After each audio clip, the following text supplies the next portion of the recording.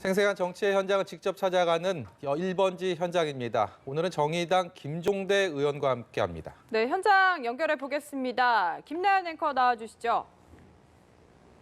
네, 오늘도 국회 로텐더홀에 나와 있습니다. 안보 국방 분야 전문가시죠. 정의당 김종대 의원 모시고 이야기 나눠보도록 하겠습니다. 안녕하세요. 네, 안녕하세요.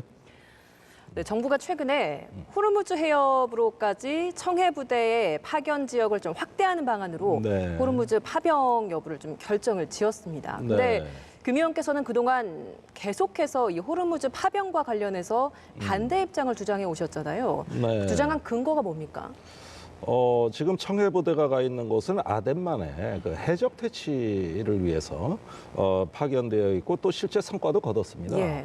그 아덴만의 해적이라는 건 뭐 아주 보잘것없는 정말 그 어떤 그 소매치기 수준이라면 이 호르무즈 해협은 그 위쪽에 있는 국가 간의 의지와 의지가 충돌하고 또 군사력과 군사력, 힘과 힘이 충돌하는 분쟁 지역이에요. 예. 그런 만큼 전혀 다른 성격의 파병을 그 밑에 있는 우리 구축함을 동원해서 좀 작전 범위를 넓혀서 같이 작전을 하겠다. 이래 버리면 애초 파병 목적하고 전혀 달라지고요. 그다음에 중동 정세는 너무나 복잡해서 우리가 그 여러 가지 갈등의 한가운데 뛰어들었을 때 이랬을 때 훗날 감당하지 못할 어떤 여러 가지 피해들이 예상이 되고 무엇보다도 구축함 한 척으로 할 수 있는 작전이 없습니다. 이렇게 생소하고 민감한 해역에서 과연 그 구축함 한 척으로 무슨 일을 할 수 있냐. 그런 면에서 신중에 신중을 기해야 된다. 이렇게 주장을 해왔고요. 예. 정부도 그렇게 하겠다고 하더니 최근에 갑자기 그 호르무즈 해협에 들어가겠다. 이런 전격적인 결정을 하는데 몹시 놀랐습니다. 그러면 보시기에는 전투력이나 작전 지침이 없는 상태에서 이렇게 파병이 됐다라는 건가요? 그렇죠. 어디에서 누구와 무엇으로 싸울 것인가가 전혀 보이지 않는 그야말로 깜깜이 파병입니다. 우리가 베트남 전에도 파병했고 이라크전, 아프간전 파병 많이 했어요. 근데 몇 개월에 걸쳐서 그 준비를 하고 공론화 과정도 거치고 하면서 충분히 여건이 성숙이 됐을 때 적정한 군사력을 파병했던 거거든요. 근데 이번의 경우에는 도대체 어디부터 어디까지가 우리 작전 범위고 거기에 얼마나 많은 임무와 또 어떤 그 작전의 요인들이 변수들이 제기될지 아무도 모르는 상황입니다. 거기에다 벌써 이란이 반발하고 있어요. 우리 우호 국가인데 이렇게 반발하는데 불편함을 무릅쓰고 간다는 것이 그 수단과 목적과 시기가 전부 모호한 가운데 이루어지는 졸속 파병이다. 그런 만큼 매우 이번에 성급한 결정이었다고 보고 있습니다.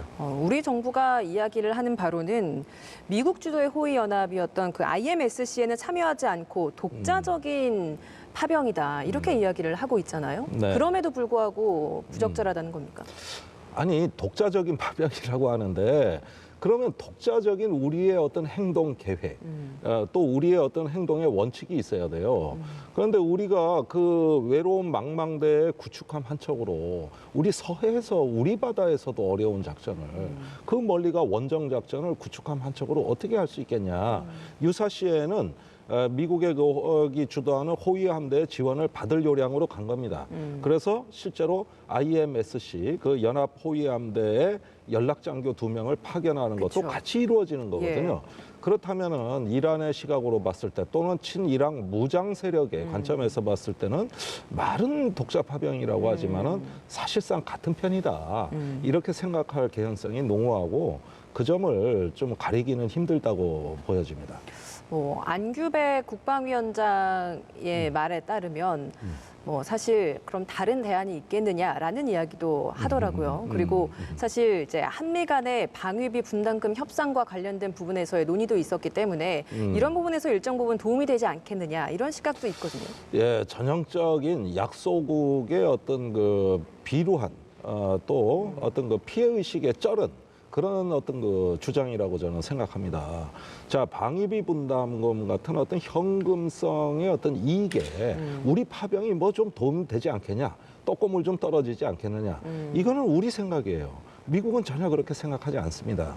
또 그 장병들의 생명을 담보로 해서 무슨 뭐 외국과의 어떤 그 돈을 가지고 노는 흥정, 막후 거래가 이루어진다는 건 부끄러운 일이거든요. 예. 그런 식의 사고 방식은 입 밖으로 내서도 안 되는 거고 속으로 그런 마음을 갖고 있을지언정 표현해서는 안 되는 겁니다. 그런 게 집권 여당의 중진 입에서 나왔다는 게 유감스럽고요. 그렇게 막후 사실 거래하면 안 안규배 되는 국방위원장은 이게 전혀 별개의 문제다라는 그 부분에 있어서는 선을 긋기는 했습니다. 네, 전혀 별개의 문제죠. 그리고 이렇게 어떤 전혀 별개의 사안들을 막 섞어버리면은 이것은 파병을 둘러싼 부도덕한 거래가 되는 거예요. 예. 결국은 그런 어떤 막후 거래 흥정이라는 게 파병 문제에 결부돼서는 국가의 이익에 또 국가의 품격에 상당히 부정적인 영향이 예상되기 때문에 우리로선 생각하지 않는 편이 저는 우리 국가의 어떤 격에 맞다고 봅니다. 예, 이 파병 여부가 결정된 후에 국회 내에서는 이게 국회 동의가 필요한 사안이냐를 두고도 사실 공방이 진행되고 있지 않습니까? 네. 한국당과 민주당에서는 일단 파병 국회 동의가 필요 없는 사안이다라는 주장을 하고 있는데 정의당은 어떤 입장입니까? 그런데 이제 자유한국당도 사실은 국회 어떤 비준 동의를 거치지 않은 것에 대해서 이미 규탄 성명을 또 냈기 때문에 이것은 국회 공론화 과정을 거쳐야 된다는 데는 얼핏 보면 정의당하고 주장이 같습니다. 단지 자유한국당은 파병을 하기 위한 공론화를 얘기하는 거고 저희는 하지 않기 위한 공론화를 얘기하는 건데 어쨌든지 간에 이것은 민주적 절차입니다. 그리고 헌법 60조에서 국군의 해외 파병에 대해서는 엄격한 국회의 입법 심의 또 국회 동의를 요한다는 걸 분명히 적시하고 있기 때문에 예. 이렇게 함부로 절차를 자의적으로 해석해서 뭐 국회 동의 없이도 가능하다는 이런 행정부의 재량권은 인정되지 않는다. 그런 점에서는 반드시 국회 공론화 과정 또 비준 동의 과정이 있어야 된다고 봅니다. 그러면 이 부분과 관련해서 앞으로 뭐 정의당이 뭐 당 차원에서 어떤 조치를 취하실 생각이 있으신가요? 자, 일단 정의당이 반대해도 우리 해군이 결국은 간다면은 무사기환과 또 안전을 우리도 같이 걱정하는 입장이에요. 그러나 중동의 그 예측 불가능한 정세가 서로 위협이 되고 여러 가지 어떤 그 이번 파병 결정에 대해서 위협으로 다가온다면 정의당은 모종의 행동을 해야 됩니다. 또 할 것이고요. 예. 그거는 뭐 어떤 그 파병 촉구 결의안도 있을 수 있는 거고 최고 수준의 어떤 그 위헌 어떤 청구라든가 예. 여러 가지 어떤 그 방법들이 있는데 지금 국가의 이익이 걸려 있는 문제에 대해 일단 명확히 반대 의사 표명하고 상황에 따라 가지고는 어떤 모종의 행동을 계획할 수 있다고 봅니다. 예, 알겠습니다. 우리 정부가 남북 관계 개선을 해보기 위한 시도로서 북한 개별 관광을 위한 구체적인 네, 뭐 사안들을 네. 좀 밝혔습니다. 일단은 네. 할 수 있는 차원에서의 세 가지 카드를 제시를 했습니다. 네. 보시기에 좀 어떠셨습니까? 자, 북한에 대한 개별 관광은 그 정상적 남북 경협이 아니에요. 이것은 우회로고 궁여지책입니다. 제대로 된 관광이라면은 현대아산 이 담당하는 회사가 주관하는 어떤 그 단체 관광이 엄연히 가능한 거고 이것도 국제 제재를 피해갈 수 있는 건데 워낙 그 미국이 큰 바위처럼 버티고 앉아서 반대를 하니까 그러면 이런 우회로를 뚫어가지고 어떤 연결이라도 해보자 이런 면에서 저는 이거는 외과 의사의 일종의 어떤 그 혈관 봉합 수술 정도의 조치다. 그런 어떤 그 임시 방편이다. 그래서 북한하고의 연결의 어떤 그 선을 계속 이어가면서 추후에 경협의 어떤 그 디딤돌을 예. 하나씩 나와가자는 이런 어떤 그 상황에 불과하지요. 그리고 또 이게 중국에 있는 뭐 여행사를 통해 가지고 북한의 비자를 발급받고 또 안전 조치를 보장받으면서 우리 통일부는 이제 북한 접촉 주민 신청을 승인해주고 이런 몇 단계의 더 절차를 거쳐서 하는 거거든요. 예. 이런 여러 가지 원칙들이 다 관철돼 가지고 그나마 가까운 거리를 멀리 중국을 돌아가지고 그래도 간다면은 저는 의미가 있다고 봐요.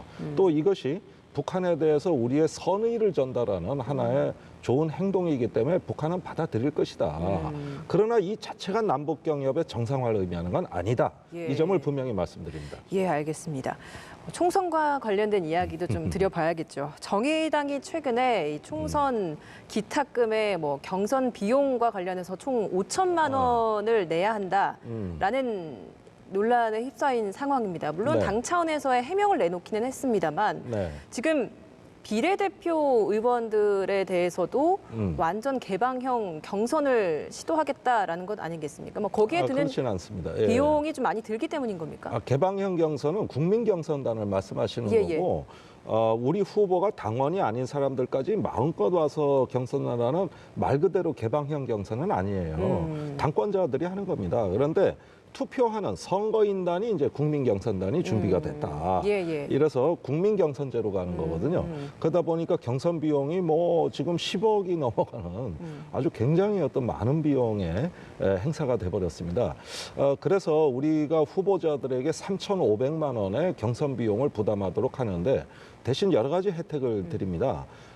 정당 후원회가 부활했기 때문에 정당 후원금에 대해 모집해오는 것은 본인이 선거 비용으로 쓸 수 있도록 전액 다 되돌려드리겠다.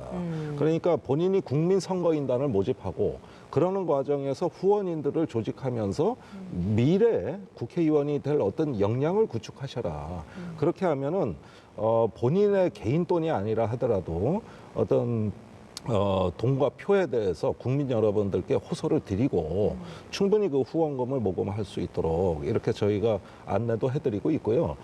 그렇게 해서 3,500만 원 정도의 경선 비용을 이번에 출마자들이 대부분 충당을 해주시면 이번 선거에 대해서는 워낙 어려운 당의 사정을 감안해서 일단 이렇게 21대 선거를 치르고 예. 후에는 반드시 선거 공영제를 실시해서 당의 어떤 재정을 확충해서 이후에는 그 선거 비용을 들이지 않고도 선거를 할 수 있도록 당이 노력을 하겠다고 여러 차례 그 양해를 구했는데요.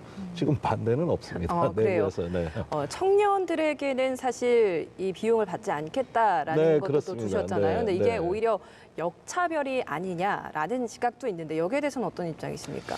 예, 우리나라 청년들 대졸자가 평균 3,400만 원의 빚쟁이입니다. 빚을 지고 사회 진출하고 있어요. 그런 현실을 타개하기 위한 청년 정치를 하자는 거거든요. 예. 그러니까 면제되는 기탁금이 대략 그 정도 기묘하게 또 일치하는 것 같습니다. 청년뿐만 아니라 장애인도 면제해드리려고 합니다. 그렇죠. 예, 그래서 어떤 사회적 약자거나 또는 아직까지 그 사회에서 자기 자산을 확보하지 못한 청년 계층들에게는 이런 과도한 경선 비용을 부과하는 것은 당으로서 바람직스럽지 않다. 이렇게 해서 처음부터 이런 기탁금이 면제된 채로 하고 또 국가에 내는 1,500만 원의 기탁금은 나중에 돌려받기 때문에 결국 본인의 큰 비용을 들이지 않아도 청년 정치에 도전할 수 있다. 이 점을 충분히 설명드립니다. 예. 사실 지금 거대 양당에서는 인재 영입에 굉장히 좀 열을 올리고 있지 않습니까? 굉장히 네, 좀 많은 네. 인물들도 좀 영입을 하고 발표를 했는데 정의당도 지금 이제 선거제가 바뀌면서 비례 의석이 좀 늘어날 것이다라는 관측들이 많기 때문에 특히나 네. 이제 비례대표에 앉힐 수 있는 인재들 영입하는데 굉장히 좀 고심이 많을 것 같은데요. 네. 기준들이 있습니까? 다른 당과 달리 정의당은 진성당원 정당입니다. 이게 원래 정상이에요. 당비를 10,000원씩 내는 그 또 3개월이 경과해야 당권을 갖게 되는 진성당원 정당이고 모든 선출직 공무원은 당원들의 총투표로 뽑는 거거든요. 예. 그런 당내 민주주의가 다른 당의 민주주의와는 다릅니다. 그렇게 되면은 인재 영입이라는 것도 사실은 선거를 앞두고 금방 뭐 내일 모레 선거인데 이제 영입하는 것이 아니라 훨씬 이전부터 영입 작업을 해서 당원에 가입시키고 당에서 활동해서 검증된 다음에 출마하는 거거든요. 이미 정의당은 그런 방법으로 작년 11월까지 많은 인재들이 들어왔습니다. 그분들이 일부가 지금 비례대표에 투입되고 있어요. 그래서 선거 때 반짝 보여주기식의 또 어떤 미담의 주인공 뭐 이런 식의 어떤 스타 발굴 같은 영입 인사는 아니다. 그러나 이미 당내에서 충분히 훈련을 거쳐 성장했고 또 사회에서 자기의 룸이 있는 어떤 사회적으로 검증되고 인정받은 훌륭한 인재들이 작년에 많이 들어오셔서 박찬주 전 사무장은 박창진? 어떻게 예, 박창진. 예. 예, 그분은 이미 3년 전에 들어오신 분이기 때문에 이번 영입 케이스가 아닙니다. 그렇죠. 예, 아주 진성당원이세요. 이번에 아마 비례대표로 출마할 겁니다. 아, 예, 알겠습니다. 오늘 말씀 마무리 짓도록 하겠습니다. 고맙습니다. 네, 감사합니다. 네, 지금까지 정의당 김종대 의원과 함께했습니다. 1번지 현장이었습니다.